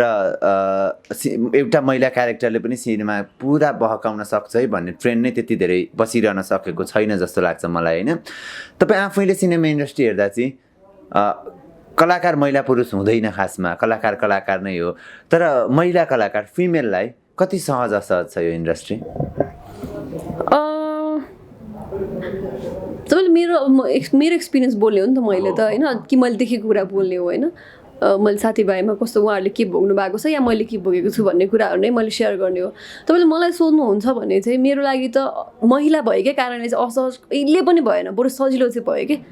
इम्पोर्टेन्स मैले बेसी पाएँ होला सेटमा, या एउटा केटी मान्छे भएकै कारणले गर्दाखेरि चाहिँ मलाई अझ मान्छेहरूले चाहिँ धेरै सेटमा भनौँ न मेरो प्रोडक्सन भयो या मेरो डिरेक्टर्सहरू या टिमको मान्छेहरूले चाहिँ डेफिनेटली अझ धेरै प्रायोरिटी दिनुहुन्थ्यो होला। एक दुईवटा इन्सिडेन्ट छ होला, सानो सानो इन्सिडेन्टहरू जति बेला केटी भएको कारणले चाहिँ अलिकति त्यस्तो धेरै त छैन। तर अब मैले ठ्याक्क तपाईँले भन्दाखेरि याद आएको भनेको अब कहिलेकाहीँ टेक्निसियन्सहरूले चाहिँ इनिसियल फेजमा, अब अहिले त कसैले त्यस्तो सोच्दा पनि सोच्दैन, गर्न पनि त्यसरी आर्ट गरिहाल्दैन। तर इनिसियल फेजमा चाहिँ मेबी टेक्निसियन्स कोही टेक्निसियन्सहरूले होइन जो चाहिँ नचिनेको दाइहरूले चाहिँ अलिकति उ गर्न खोज्ने, जिस्काउन खोजेको कि जस्तो, त्यस्तो मलाई धेरै याद चाहिँ छैन। तर हो कि भन्ने ऊ मात्रै होइन, एक दुईवटा इन्सिडेन्टहरू चाहिँ। त्यसपछि म रिटालिएट गरिहाल्ने नै मान्छे हो, अनि त्यसपछि मलाई सेकेन्ड टाइम मलाई कसैले आँटै गर्दैन त्यस्तो गर्नलाई। फेरि म कस्तो भन्दा पहिलादेखि नै अब मान्छेले हेर्दाखेरि नै अलिकति यो बोलिहाल्छ है या रिटालिएट गरिहाल्छ है भन्ने देखेर या त्यो क्यारेक्टर चिनेर पनि मलाई खासै त्यसरी कहिले पनि नराम्रो वेमा अप्रोच गर्ने या त्यो दृष्टिकोणले पनि हेर्नु भएन होला जस्तो लाग्छ। अनि जसमा मेरो फ्रेन्ड्सहरू हुनुहुन्छ, जो मेरो कन्टेम्पोरेरिजहरू हुनुहुन्छ, जोसँग म क्लोज छु, लाइक त्यो उहाँहरूको कुरा पनि त्यस्तो मैले अहिलेसम्म कहिले पनि सुनेको छुइनँ। जोसँग म पर्सनली क्लोज छु उहाँहरूको पर्सनल स्टोरी मैले सुनेको छुइनँ कि। भनेको न्युजहरू त आइरहेको हुन्छ या भिडियोजहरू युट्युबमा इन्टरभ्युजहरू यताउता त मैले सुनेको छु, तर उहाँहरूलाई मैले पर्सनल त्यसरी भेटेर कुरा गरेको छुइनँ। त्यस्तो असहज महिला भएकै कारणले असहज चाहिँ टचवुड अहिलेसम्म कहिले पनि भएको छैन। र तपाईँ राम्रो टिमसँग काम गर्नुहुन्छ, किनकि तपाईँको फिल्म इन्डस्ट्री भनेको त ओपन इन्डस्ट्री हो, जो पनि आएर काम गर्नु पाइहाल्छ, कसैले इन्टरभ्यू दिएर या सेलेक्ट भएर आउनु पाउने होइन नि त। भनेको डिफ्रेन्ट काइन्ड अफ मान्छे हुन्छ, भोलि तपाईँले फिल्म बनाउन सक्नुहुन्छ, त तपाईँको क्यारेक्टर कस्तो छ भन्ने कुरा त मलाई थाहा हुँदैन नि त होइन। भनेको यहाँ सबै क्यारेक्टर भएको मान्छे त हुनुहुन्छ, तर लकिली मेबी म यस्तो टिमहरूसँग नि पऱ्यो होला जसले चाहिँ हुन्छ नि त्यो इन्टेन्सन भन्दा पनि राम्रो फिल्म बनाउनु पर्छ है भन्ने इन्टेन्सन भएको मेकर्सहरूसँग पढेर पनि होला। मेबी मैले सुनेको छु फिल्म मेकर्सहरू हुनुहुन्छ जसले चाहिँ अलिकति हरास गर्न खोजेको होइन एक्ट्रेसेसहरूलाई, नयाँ एक्ट्रेसेसहरूलाई भन्ने सुनेको छु। तर उहाँहरूसँग मेरो कहिले काम पनि परेन, उहाँहरूसँग मेरो कहिले भेट पनि भएन। मेबी त्यो भएर मैले चाहिँ कहिले पनि त्यो केटी मान्छे भएको कारणले चाहिँ गर्नु पऱ्यो। त दुःख सुख भनेर त फेरि सुटिङमा त्यो त भइ नै हाल्छ, त्यो त हरेकको भइ नै हाल्छ नि। त्यो तपाईँ स्टार बन्नुहोस् अथवा स्ट्रगल गर्नुहोस्, एउटा राम्रो प्रोडक्टको लागि त दुःख त डेफिनेटली गर्नै पऱ्यो होइन। यो बिचमा तपाईँले नेपाली भाषाभन्दा बाहिरको सिनेमामा पनि काम गर्नुभयो होइन के फरक हुँदो रहेछ हाम्रो र त्यहाँको सिनेमा सिनेमा भनेको त ग्लोबल्ली एउटै नै हो होइन तपाईँको कामको हिसाबले बिहाइन्ड द सिन त धेरै डिफ्रेन्सेस भेट भयो देखेँ मैले डिफ्रेन्सेसहरू चाहिँ भयो मैले त्यस्तो धेरै युज फर्स्टदेखि लास्टसम्म केही पनि थिएन मेरो 3 दिनको स्केड्युल मात्रै थियो त्यहाँ एकदमै सानो काम छ मेरो हेर्दाखेरि चाहिँ इन्ट्रेस्टिङ हुनसक्छ तपाईँहरूलाई जस एकदमै रमाइलो भयो एक्सपिरियन्स एकदमै प्रोफेसनल टिमसँग काम गर्न पाएँ होइन इन्डियन टिम भन्ने बित्तिकै अब आफ्नो हुन्छ नि प्रिकन्सेप्ट नोसन मान्छेहरूको चाहिँ कस्तो हुन्छ होला अब कसरी बिहेभ गर्ने होला हामीलाई भन्ने त मेरो लागि फेरि सेल्फ रेस्पेक्ट भन्ने कुरा एकदमै नै म्याटर गर्छ होइन कसरी अब उनीहरूले गर्ने होला त्यो दिमागमा सोच आइरहेको थियो तर एकदमै नै राम्रो प्रोफेसनल मान्छेहरूसँग प्रोड्युसर्सदेखि डिरेक्टर्स अनि अरू टिम मेम्बर्सहरू हुनुहुन्थ्यो होइन एकदमै नै प्रोफेसनल र उहाँहरूको काम गर्ने शैली मैले अस्ति सञ्जय दाईको सोमा पनि भनेको थिएँ उहाँहरूको टेक्निकल डिपार्टमेन्टहरू एकदमै A1 डिपार्टमेन्टहरू हुनुहुन्थ्यो सो त्यो हेर्न पाएँ हामीले जस्ट गर्न धेरै बाँकी छ तर विर गेटिङ देयर भन्ने जस्तो नि फिल भएको थियो अनि अब चाहिँ यो सिनेमा भन्दा अलिकति वरपर आसपासकै तर यही पेरिफेरीमा रहेर कुराकानी गरौँ पर्सनल र प्रोफेसनल दुइटै लाइफमा नि नट इन अ सेन्स जीवनसाथी अथवा not in a sense partner होइन एउटा राम्रो साथीले कति प्रभाव पार्ने रहेछ ओहो धेरै प्रभाव पार्छ नि धेरै नै तपाईँको साथी भन्ने कुराले त तपाईँको लाइफ कस्तो बनाउनुहुन्छ तपाईँले आफ्नो लाइफस्टाइल कस्तो बनाउनुहुन्छ तपाईँले आफ्नो मेन्टल स्टेट कस्तो बनाउनुहुन्छ भने तपाईँको साथीले डिटरमाइन गर्छ कि अस्ति भर्खर मैले Q&A गराएको थिएँ इन्स्टाग्राममा अनि एन्जाइटीको बारेमा कसैले सोध्नु भएको थियो कि अनि मैले कुरा गराएको थिएँ एन्जाइटी कसैलाई एन्जाइटी छ भने चाहिँ अनि हाम्रो यो मैले जसको ड्रेस लगाइरहेको छु अहिले खुशबुदीको ओढनीको ड्रेस लगाइरहेको छु खुशबु डङ्गल हुनुहुन्छ डिजाइनर होइन सो उहाँसँग नि हामी त एन्जाइटीको अब अहिले त लगभग धेरै मान्छेलाई एन्जाइटी छ धेरैजना एङ्सियस हुनुहुन्छ डिप्रेसन त्यत्तिकै छ होइन सो एन्जाइटी भनेको त लगभग सबै मान्छेहरूलाई नै भनौँ न धेरै नहोला एकदम सिभियर एन्जाइटी नहोला तर धेरैजनालाई एन्जाइटी भएको सुनिन्छन् त्यही हाम्रो अलिकति इन्टेन्स कुराकानी भइरहेको थियो एन्जाइटीको बारेमा अनि उहाँले भन्नुभएको थियो कि एन्जाइटी भनेको चाहिँ गडको एउटा रिमाइन्डर जस्तो हो अरे कि you have to change your lifestyle you have to change people around you भनेर कि हो तपाईँको वरिपरि कस्तो मान्छे छ तपाईँले आफ्नो सर्कल कस्तो बनाउनुहुन्छ भन्ने कुराले चाहिँ तपाईँको त्यो मेन्टल स्टेट पनि डिटरमाइन गर्छ कि बुझ्नुभयो नि मैले अब यो इन्डस्ट्रीमा लागेर पैसा पनि कमायो धेरै कुरा कमायो होइन अडियन्सहरू कमायो तर मलाई एकदमै प्राउड फिल हुने भनेको चाहिँ मलाई राम्रो मान्छेहरू कमाएँ जस्तो लाग्छ अहिले हेर्दाखेरि चाहिँ कहिलेकाहीँ कस्तो अप्ठ्यारो परिरहेको हुन्छ कति कुरा मान्छे न हो होइन ला के पऱ्यो एकल फोन गऱ्यो भने गरिदिने मान्छेहरू हुन्छ नि कति अप्ठ्यारो परिरहेको हुन्छ त्यस्तो बेलामा पनि हेल्प गर्नेदेखि लिएर मलाई कहिलेकाहीँ साह्रो गाह्रो पऱ्यो भने या केही कुरामा स्याड भइरहेको छु भने पनि साथीहरूले गर्दा मेरो लाइफ यति इजी भएको छ कि अब हामी अहिले सुरबिन दाईकै उसमा बसिरहेको छौँ वर्क स्पेसमा बसिरहेको छौँ होइन एनानिकमा सो सुरबिन दाईकै कुरा गरौँ या अरू मेरो साथीहरूको फ्यु सर्कल्सहरू हुनुहुन्छ होइन जोसँग चाहिँ मैले एकचोटि यस्तो भयो यस्तो गाह्रो भयो भन्दाखेरि या उहाँहरूले मलाई जुन त्यो पोजिटिभ अरा दिनुहुन्छ त्यो पोजिटिभ भाइब्रेसन छ नि त्यसले गर्दा चाहिँ एकदमै माइन्ड हुन्छ नि फ्रेस खुसी भइराख्ने त्यो चाहिँ डेफिनेटली हुन्छ त्यो तपाईँले पनि आफूले पनि फिल गर्नु सबैले फिल गर्नुहुन्छ होला सो तपाईँलाई कहिले पनि कुनै दिन हुन्छ नि म अलिकति लो फिल गरिरहेको छु कुनै दिन भन्दा पनि एउटा टाइममा चाहिँ एउटा टाइम फेजमा लो फिल गरिरहेको छु या म के राइट भइरहेको छैन है लाइफमा भने तपाईँले त्यो कुरा सोच्नुपर्छ मेरो सर्कल चाहिँ रङ छ कि म जो मान्छेसँग बसिरहेको छु त्यहाँबाट नेगेटिभ एनर्जी आइरहेको छ कि भन्ने कुरा चाहिँ त्यो चाहिँ एकदमै रियलाइज गर्नुपर्छ आई थिङ्क म पनि तपाईँ जस्तै extrovert you know me very well होइन म कुनै बेला त्यो ठुलो मास बनाएर वरिपरि राखेर गफ गरेर हिँड्नुपर्ने अचेल म त्यो आफै म कलेजको पनि स्टार्टिङ डेटसम्म पनि मेरो त्यही नै थियो होइन तर बिस्तारै अहिले मेरो पनि साथीभाइहरू तपाईँले भने हातमा गर्न सक्ने छन् जो वरिपरि बिहान 4 बजेर केही टेन्सन पऱ्यो भने नि फोन गर्न सकिने अथवा जिन्दगीमा ठुलो केही समस्या आयो भने वर्दी तर थोरै मात्रै हुनुहुन्छ क्या नि त्यो चाहिँ समयले पनि डिसाइड गर्ने रहेछ तपाईँको एक्सपिरियन्सले तपाईँको सोचाइ र तपाईँको भोगाइहरूले पनि त्यसमा चाहिँ फरक प्रभाव पार्ने जस्तो लाग्यो मलाई यति धेरै कुराहरू भए होइन कस्तो फ्लोमा कुरा गरिरहेछौँ हामी मजा पनि आइरहेछ तपाईँसँग कुरा गरिरहँदाखेरि सक्सेसको डेफिनेसन के पाउनु भयो स्वस्तिमा मैले हिजो भर्खर मात्रै इन्स्टाग्राम तपाईँले हेरेर नै सोध्नु भएको कि क्या हो त्यही हो, मैले हिजो त्यो क्वेसन आन्सरमा पनि भने नि सक्सेस इज अ मिथ भनेर। अब केलाई सक्सेस भन्ने कुरा मैले अहिलेसम्म थाहा पाएको छुइनँ कि। अब पहिला त मेबी मेरो लागि सक्सेस भनेको मेबी 4-5 इयर्स ब्याक मेरो लागि सक्सेस भनेको त पैसा कमाउने, गाडीमा चढेर हिँड्ने, आफ्नै कमाइले गाडी चढेर हिँड्ने, या मेबी आफूसँग राम्रो सेभिङ हुने, या आफूसँग भनेको टाइममा आफूलाई मन लागेको कुरा किन्न सक्ने,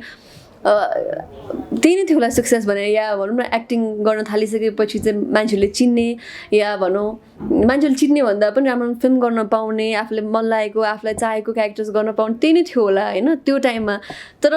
त्यो सबै पाइसक्दाखेरि चाहिँ अहिले आएर हेर्दाखेरि चाहिँ त्यो त होइन रहेछ सक्सेस भनेको।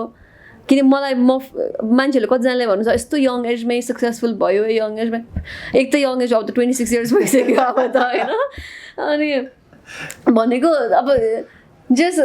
यो एजमा आइसकेपछि सक्सेस भनेको त मिथ रहेछ होइन। सेटिस्फ्याक्सन नै हो नि त at the end of the day. Satisfaction अब अझै पनि किन म सक्सेसफुल छुइनँ जस्तो लाग्छ भन्दाखेरि मलाई सेटिस्फ्याक्सन नै छैन कि कामको हिसाबले डेफिनेटली। अब यत्रो गरेर यत्रो छ मसँग, अहिले त आई हेभ एभ्रिथिङ जस्तो लाग्छ कि। मतलब मसँग त मेरो राम्रो हस्बेन्ड पनि हुनुहुन्छ, जो त कति अनम्यारिड मान्छेहरू त हुन्छ नि लाइक डेलिमामा हुनुहुन्छ म कोसँग बिहा गर्छु भोलि थाहा पनि छैन भन्ने। मेरो साथीहरू, तपाईँ पनि हुनुहुन्छ, यहाँ मेरो साथीहरू हुनुहुन्छ जो स्कुलको साथीहरू होइन, जो एकदमै हुन्छ नि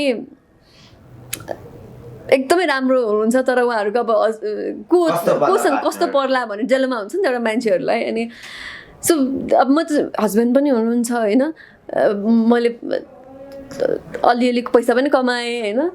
मान्छे पनि कमाएँ, त्यो अब फिल्म पनि गरिरहेको छु। मलाई राम्रो लाइक हुन्छ राम्रो प्रोजेक्टमा काम गरिरहेको हुन्छ, जसलाई आफ्नो टिभीमा देखिरहेको छु, उहाँहरूले मलाई कामको लागि अफर गर्नुहुन्छ, त्यो मान्छेसँग मैले स्क्रिन सेयर गरिरहेको छु।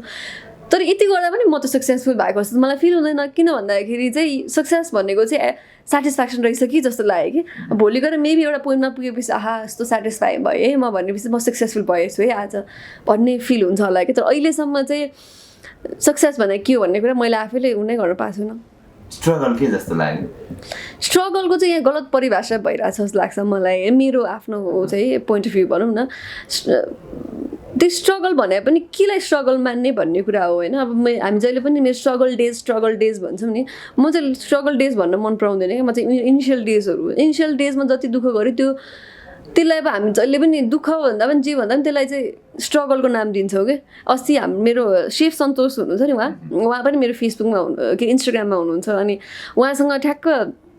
उहाँको स्टोरिज हेर्दा उहाँले ठ्याक्क मैले जे सोध्छु त्यही कुरा उहाँको इन्टरभ्यूको उहाँले सानो पोस्ट गर्नुभएको थियो कि। सो हामी त्यो स्ट्रगल भनेर त्यो इनिसियल डेजलाई स्ट्रगल भनिँदैन। इनिसियल डेज भनेको त्यो सिचुएसन त्यो हो, तपाईँले त्यो सुरुवाती दिन हो नि त, तपाईँले सुरु गरेको टाइममा चाहिँ सबै तपाईँको स्ट्रगल हुँदैन कि। बुझ्नुभयो नि? मैले अब अभियसली मलाई गाह्रो थियो होला जुन बेला म हुन्छ नि यसले यो मान्छेसँग काम गर्न पाए हुन्थ्यो होला, या मसँग पैसा हुँदैन थियो घरबाट निस्किने बेलामा हुँदैन थियो होला, तर मेरो मम ड्याडहरू हुन्थ्यो जसले चाहिँ मलाई हेल्प गर्न सक्नुहुन्थ्यो। तर जसरी म आज हुन्छ नि पकेटभरि पैसा लिएर हिँड्नु सक्छु, त्यो टाइममा हिँड्न सक्दैन थियो होला, त्यसलाई म स्ट्रगल त भन्नु मिल्दैन नि त। तर फ्यु एक्टर एक्ट्रेसेसहरू हुन्छ जसले एकदमै धेरै स्ट्रगल गरेर आउनु भएको छ। तर मेरो लागि चाहिँ त्यो स्ट्रगल भन्ने कुरा मेबी लकिली पनि त्यसरी कहिले पनि देख्नु पर्ने, र म त्यसलाई एकदमै ग्लोरिफाई पनि गर्न खोज्दिनँ कि मैले यति स्ट्रगल गरेँ, या त्यो इनिसियल डेजहरू हो जसले चाहिँ त्यो गर्नु नै पर्छ। एउटा स्टेप त लिनु पऱ्यो नि त, त्यो बेबी स्टेप थियो, त्यो लिनै पर्छ। म यहाँ त हाम फाल्न सक्दैन थियो नि त होइन, त्यो स्टेप लिनै पर्छ, त्यो एउटा स्टेप मात्रै हो कि, त्यसलाई स्ट्रगल त्यसरी नभनौँ। अघि हामी खास एन्जाइटीको पनि टपिकमा डिस्कसन गर्दैथ्यौँ। तपाईँ जस्तो राम्रो सामाजिक सञ्जालमा फलोवर्स भएको मान्छे जो हुनुहुन्छ अथवा जसका कुराहरू सुनिन्छन् त्यो मान्छेहरूसँग चाहिँ मलाई यो टपिकमा पनि डिस्कसन गर्न मन लाग्छ कि अहिले तपाईँले पनि फिल गर्नुभयो होला, अझ विशेष गरी यो पेन्डेमिकको सिचुएसन पछाडि त लेट टिनेज अथवा अर्ली युथ एजको जो पनि हुनुहुन्छ नि भाइ बहिनीहरू, उहाँमा जिन्दगीलाई लिएर यति धेरै तनावहरू तपाईँले पनि देखिरहनु भएको छ होला होइन। खास किन भइरहेछ जस्तो लाग्छ तपाईँलाई यो? त्यो एजमा आई थिङ्क हामी पनि त्यति धेरै तनाव लिँदैन थियौँ होला जो अहिलेको जेनेरेसनले लिन्थ्यो होइन। 15-16 लागेदेखि 20-21सम्म पुगेको एजमा त मैले जीवनमा केही नै गर्न सकिनँ भन्ने उहाँहरूमा त्यो एउटा सोचाइ, त्यो एउटा मनस्थिति। किनभने म त्यो फेजको धेरैजनासँग कनेक्टेड भएर कन्भर्सेसन गर्न रुचाउँछु होइन, किनभने आफ्नो एजको बारेमा आफूलाई थाहा हुन्छ कि माथि कि तलको एजको कि तल कि माथिको एजसँग म गफ गरिरहेको हुन्छु ज्यादा होइन। माथिको एजलाई ठिक छ, उहाँहरू आफ्नो सस्टेनेबल लाइफ चलाइरहनु भएको छ, भइरहेको छ। अनि 16 to 19 धेरैसँग म गफ गरिरहेको हुन्छु अनि कति धेरै ठाउँमा त्यही टपिकमा डिस्कसन गर्नको लागि गइरहेको हुन्छु। उहाँहरूको जिन्दगीको तनाव भनेको एउटा मभन्दा मेरो साथीले राम्रो गर्लफ्रेन्ड अथवा बोयफ्रेन्ड बनायो, अर्को विदेश मेरो साथी गयो भने म जान सकिनँ र म लाइफमा के गर्दैछु भन्ने टेन्सन उहाँहरू 15-16 वर्षको एजमा लिइरहनु भएको छ कि किन भइरहेछ जस्तो लाग्छ ती कुराहरू हेर्दा सुन्दा के लाग्छ स्वस्तिमा? अब यो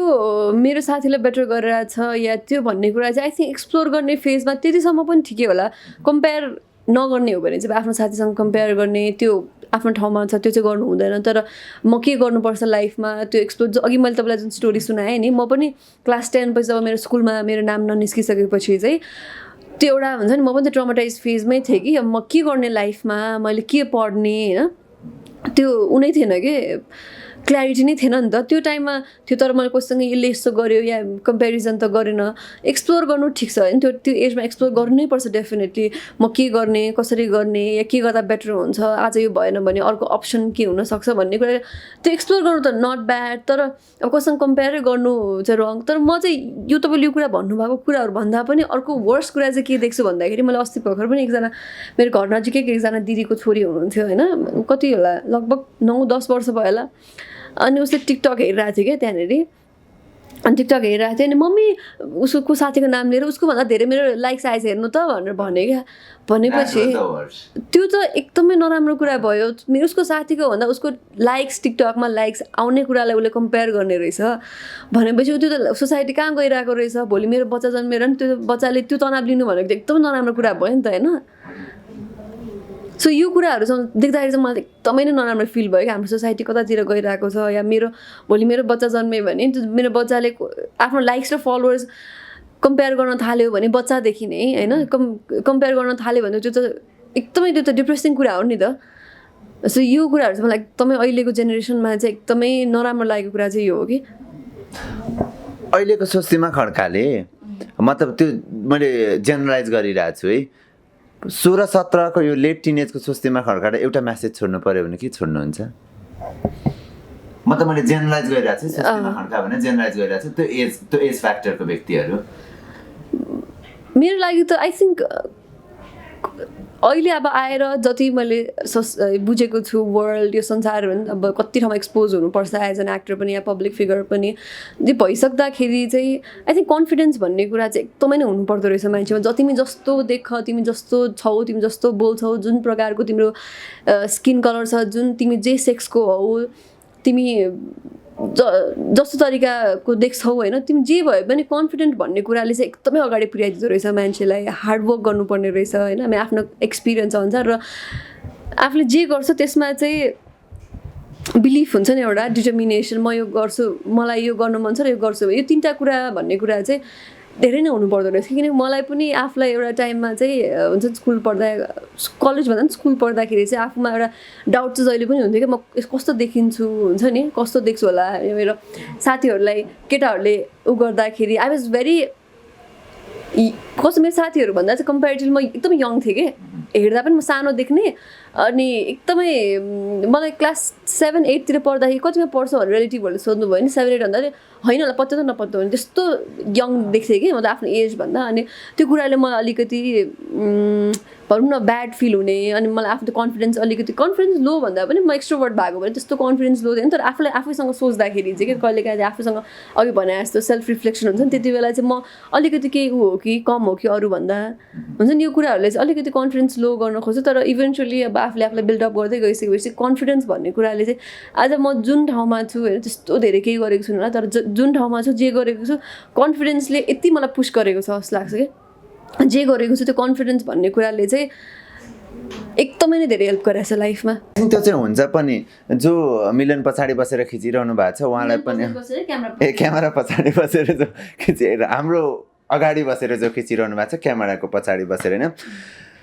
म पनि क्यामेरामा धेरै वर्ष आइनँ नि, आई थिङ्क तपाईँलाई थाहा भएन होला, किनभने म स्किनी भएको कारणले गर्दाखेरि मलाई क्यामेरामा कमेन्ट कति धेरै आउँछ नि त होइन। म एकदमै धेरै एक्सट्रोभर्ट, जहाँ पनि गएर बोल्न सक्दिनँ तर कमेन्ट त्यही नै आउने के होइन। स्किनी कमेन्टले गर्दाखेरि म 2 वर्ष मिनिमम आइनँ होला क्यामेरा फ्रेम अगाडि। मलाई मेरो आवाजले चिन्ने मान्छेहरू कति धेरै जान हुन्छ, तर को भनेर चिन्नको लागि नै मलाई त्यो आइडेन्टिटी दिनको लागि नै मलाई कतै धेरै टाइम लाग्यो अनि हो यही कुराको सेल्फ कन्फिडेन्ट मैले आफूले आफैलाई नै स्वीकार गर्न सकिनँ भने त मलाई पब्लिकले कसरी स्वीकार गर्ने त आजकल म कमेन्ट भन्दा पनि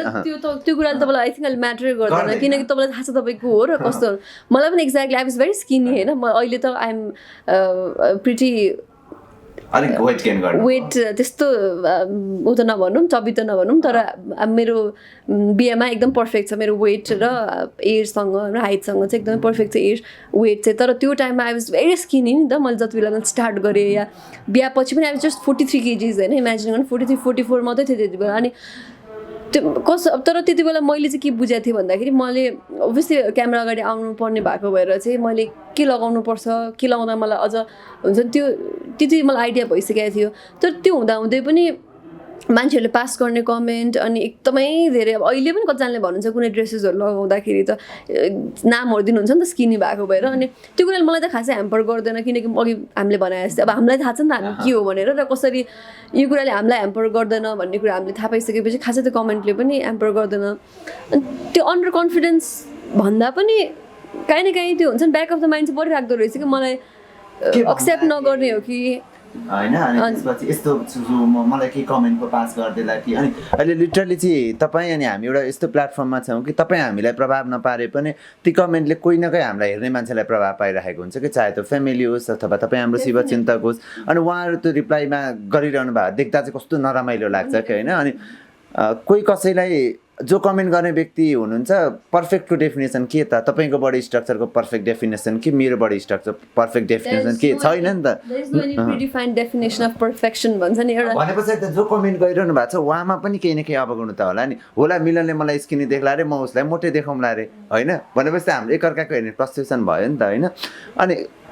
कमेन्ट गर्ने मान्छे चाहिँ कसरी 100% पर्फेक्ट छ भनेर म बेला बेला सोचिरहेको हुन्छ कि तपाईँले ऐना हेरेर अथवा आफूसँग गफ गर्नु भन्नुहुन्छ म चाहिँ त्यो कहिलेकाहीँ कमेन्ट त लिटरली म नर्मली हेर्दिनँ तर कस्तो हाम्रो फेरि मेरो एकदम नजिकको क्लोज फ्रेन्डहरू कस्तो हुन्छ भने जे चाहिँ छ त्यो चाहिँ स्क्रिनसट गरेर पठाउनुहुन्छ कि सर्कल गरेर तर यस्तो हो अब होइन हाम्रो फेरि कल्चर पनि यस्तै रहेछ कि मैले सोचिरहेको हुन्छु कहिलेकाहीँ हाम्रो कल्चर चाहिँ कस्तो छ भन्दाखेरि एकदमै बडी सेमिङ कल्चर छ क्या भेट्यो नि कसैलाई फेरि मैले अरूलाई भने होइन यसमा म पनि पढ्छु तपाईँ पनि पढ्नुहुन्छ हामी त भेट्दाखेरि जिस्किँदा पनि होइन जिस्किने पनि होइन हामी भेट्यो हाई हेलो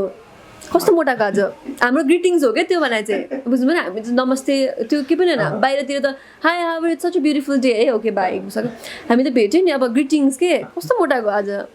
ओहो कस्तो दुब्लाउनु भएछ है त ओ माई गड छ्या कस्तो नराम्रो देखेको अलिक मोटाउनु मान्छे के प्रब्लम छ थाहा छैन कसैलाई केही डिजिज हुनसक्छ कसैले कतै स्ट्रगल गरेर हुन्छ बडी वेट गेन गर्नलाई भनौँ हामीले ल भनौँ तपाईँले पनि जति खाए पनि त मोटाउनु हुँदैन नि त होइन त्यो त एउटा भनौँ न जीवन तपाईँले स्ट्रगल गरेर पनि हुनसक्छ नि त एउटा पोइन्टमा पुगेर अब कतिजना मोटाइरहेको हुन्छ कसैलाई ओबेसिटी हुन्छ कसैलाई हर्मोनल डिसब्यालेन्सहरू हुन्छ कति लाइफमा कति उसको त होला नि त प्रब्लम होइन तर त्यो एउटा कमेन्ट तर मैले पनि थाहा पाउँदैन रहेछ कि कहिले काहीँ अब भेट्यो कोही मान्छेको अलिकति ड्रास्टिक चेन्ज दिएपछि कस्तो मोटा 2 सेकेन्डपछि मलाई रियलाइज हुन्छ कि मैले रङ भनिरहेको छु किनकि उसले त 10 ठाउँमा त्यो सुनेर आइसक्यो होला नि त म त 11औँ मान्छे हुन्छु उसलाई भन्ने मैले पो म एकजनाले भनेको जस्तो लाग्छ र 11औँ मान्छेले मैले उसलाई भन्दा बिचार घर गएर त्यो मान्छेले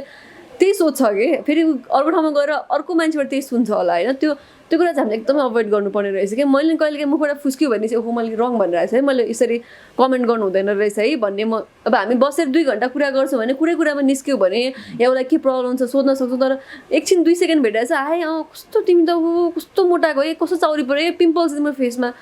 यो चाहिँ हामीले एकदमै नै अभोइड गर्नुपर्छ हामी स्पेसली साउथ एसियन कन्ट्रिजमा नेपालमै पनि एकदमै नै साँच्चीकै भनेको चाहिँ अभोइड हामीले अब एकदमै उसले के कन्सियसली नै यो कुरा चाहिँ अभोइड गर्नुपर्छ अनि फेरि सेल्फ कन्ट्रोल पनि नहुने रहेछ के कुरा गरिन्छ नै गरिन्छ जस्तो मिलन जो हुनुहुन्छ उहाँसँग हामी यतिकै मजाकमा गफ गरिरहेको थियौँ खास विवाह अगाडि एउटा थियो उहाँ विवाह पछाडि अर्को अब तिमी कस्तो मोटाएछौ भन्न मन लागि नै हाल्छ आफूलाई होइन किनभने उसले त्यो सौभाग्य पाएको छैन तिमी कस्तो मोटायो भने मलाई भन्ने होइन उसले कहिल्यै पाएको छैन यस्तो कम्युनिकेसन हुँदो नै रहेछ अनि तपाईँले भने एकछिन पछाडि के किन भनेछु मलाई पनि त पातलो भइसक्छ है भन्दा त मलाई पनि नराम्रो लाग्थ्यो नि त बडी सेमिङ भने हामी चाहिँ खासमा मोटो मान्छेलाई मात्रै बडी सेमिङ गर्छ भनेर सोध्छौँ नि तर दुब्लो मान्छेको स्ट्रगल अर्कै हुन्छ क्या फेरि अब अघि मैले भने जस्तो अहिले आएर त मैले धेरै सुन्नु पर्ने तपाईँको एउटा पोइन्टमा एभ्री टाइम मान्छेलाई एभ्री डे भेट्यो नि अब 10जना मान्छेसँग भेट्यो 10जनाले कस्तो दुब्लाको झन् दुब्लाको हो भन्छ झन् दुब्लाको होइन म कन्सटेन्टै छु तर उहाँले भनेको सुन्दाखेरि त म 10औँचोटि भेट्दा नि 10औँचोटि दुब्लाको भन्यो भने त मेरो त आई थिङ्क केही पनि हुँदैन थियो होला क्या बडीमा त्यति सुन्नुपर्ने क्या दुब्लाको भनेर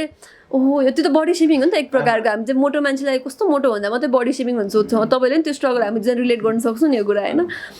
ओहो मलाई थाहा छ मैले कति स्ट्रगल गरिरहेको छु मैले खाइरहेको छु टाइममा होइन हेल्दी डायट लिइरहेको छु तर मेरो भनौँ न मेटाबोलिजम एकदमै हाई छ या मेरो अरू प्रब्लम केही होला होइन अरू प्रब्लम मेरो चाहिँ प्रब्लम थिएन तर मेटाबोलिजम मेरो एकदमै हाई छ अहिले पनि होइन सो त्यो हिसाबले मैले स्ट्रगल गरिरहेको हुन्छु नि त मोटाउनको लागि तर कसैले भनिराख्दाखेरि चाहिँ घरमा गएर अनि बेलुकीतिर सोचिन्छ नि त ओहो म त झन् दुब्लाइस नि आफूले आफूमा हेर्ने हुन्छ नि ड्रेस लाउने बेलामा हेर्छु किन नर्मली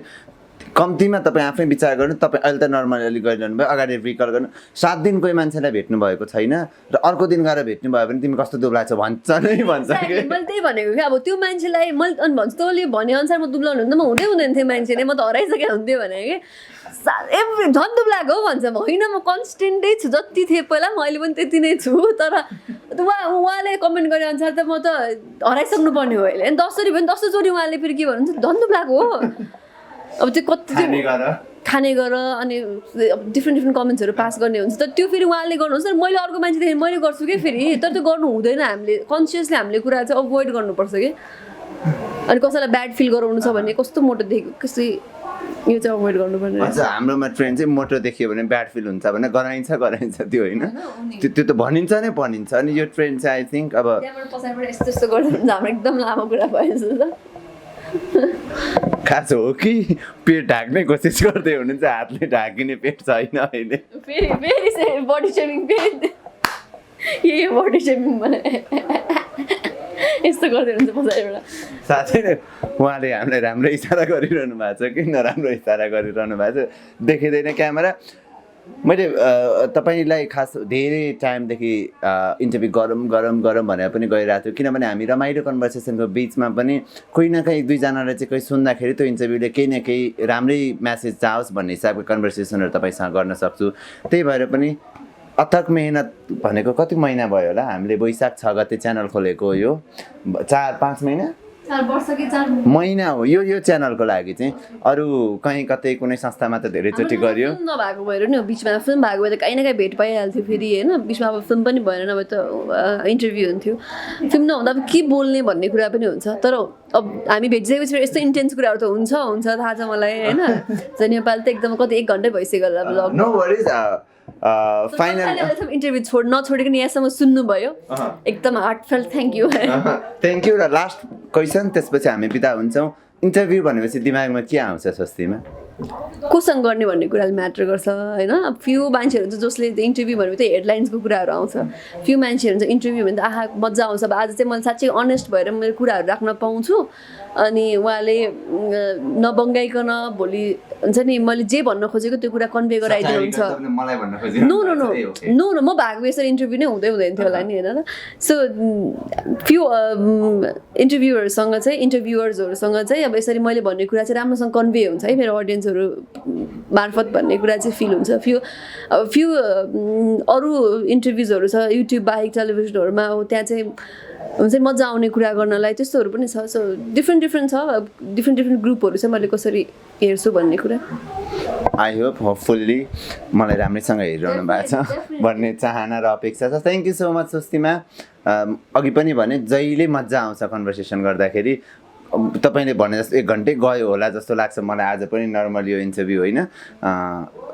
ठिक छ जस्तो भए पनि फ्लोमा कति धेरै मजाले कन्भर्सेसन गर्न पाउने थोरै व्यक्तिहरू मध्येमा तपाईँ पर्नुहुन्छ र म आफू इन्टरभ्यू लिनको लागि पनि सधैँ उत्साहित हुन्छु होइन सो